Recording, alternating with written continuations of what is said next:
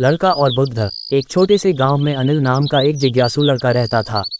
उसने बुद्ध की बुद्धिमत्ता के बारे में कई कहानियां सुनी थीं और वह उनसे मिलने की इच्छा रखता था। एक दिन अनिल ने उन पहाड़ों की ओर यात्रा करने का निर्णय लिया जहां बुद्ध निवास करते थे। कई दिनों की यात्रा के बाद अनिल ने आखिरकार बुद्ध को एक पेड़ के नीचे ध्यान करते हुए पाया। लड़का उत्साहित होकर उनके पास गया और पूछा, हे बुद्धिमान, खुशी का रहस्य क्या है? बुद्ध ने करुणा भरी नजरों से अनिल की ओर देखा और कहा, पहले पास की नदी से एक मुट्ठी रेत लाओ। अनिल जल्दी से नदी की ओर दौड़ा, लेकिन जब उसने रेत इकट्ठा करने की कोशिश की तो रेत उसकी उंगलियों से फिसलती चली गई।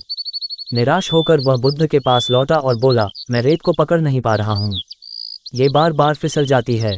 बुद्ध मुस्कुराए और बोले, जितना अधिक तुम चीजों को पकड़ने की कोशिश करते हो वे उतनी ही ज्यादा फिसल जाती हैं। खुशी भी उसी रेत की तरह है, जब तुम उसे मजबूती से पकड़ने की कोशिश करते हो वह तुमसे दूर हो जाती है, लेकिन जब तुम उसे स्वाभाविक रूप से रहने देते हो तो वह तुम्हारे साथ रहती है। अनिल ने इस पर विचार किया और उसे एहसास हुआ कि वह खुशी का पीछा कर रहा था, बजाय इसके कि वह वर्तमान में जीता। उसने बुद्ध का धन्यवाद किया और घर लौट आया, ये समझते हुए कि सच्ची खुशी हमारे भीतर से आती है, न कि चीज़ों को पकड़ने या उनका पीछा करने से।